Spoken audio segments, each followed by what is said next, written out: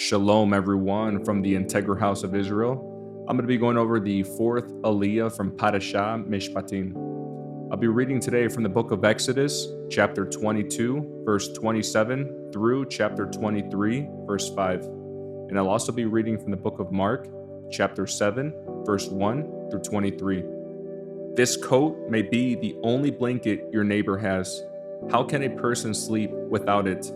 If you do not return it, and your neighbor cries out to me for help, then I will hear, for I am merciful. You must not dishonor God or curse any of your rulers. You must not hold anything back when you give me offerings from your crops and your wine. You must give me your firstborn sons. You must also give me the firstborn of your cattle, sheep, and goats, but leave the newborn animal with its mother for 7 days. Then give it to me on the 8th day. You must be my holy people. Therefore, do not eat any animal that has been torn up and killed by wild animals. Throw it to the dogs. You must not pass along false rumors. You must not cooperate with evil people by lying on the witness stand. You must not follow the crowd in doing wrong. When you are called to testify in a dispute, do not be swayed by the crowd to twist justice. And do not slant your testimony in favor of a person just because that person is poor. If you come upon your enemy's ox or donkey that has strayed away, take it back to its owner. If you see that the donkey of someone who hates you has collapsed under its load, do not walk by. Instead, stop and help. Next, I'll be reading from the book of Mark, chapter 7, verse 1 through 23. Yeshua teaches about inner purity. One day, some Pharisees and teachers of religious law arrived from Jerusalem to see Yeshua. They noticed that some of his disciples failed to follow the Jewish ritual of hand washing before eating. The Jews, especially the Pharisees, do not eat until they have poured water over their cupped hands, as required by the ancient traditions. Similarly, they don't eat anything from the market until they immerse their hands in water.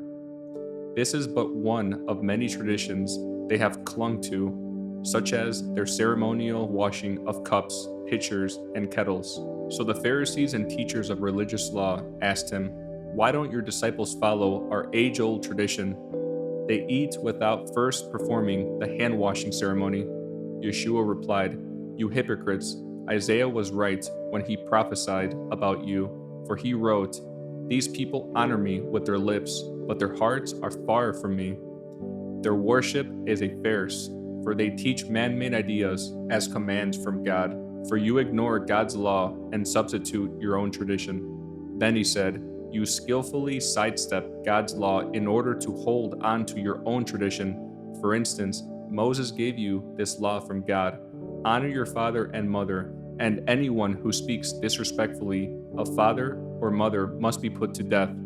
But you say it is all right for people to say to their parents, 'Sorry, I can't help you, for I have vowed to give to God what I would have given to you.' In this way, you let them disregard their needy parents. And so you cancel the word of God in order to hand down your own tradition. And this is only one example among many others." Then Yeshua called to the crowd to come and hear. "All of you listen," he said, "and try to understand. It's not what goes into your body that defiles you. You are defiled by what comes from your heart." Then Yeshua went into a house to get away from the crowd, and his disciples asked him what he meant by the parable he had just used. "Don't you understand either?" he asked. "Can't you see that the food you put into your body cannot defile you?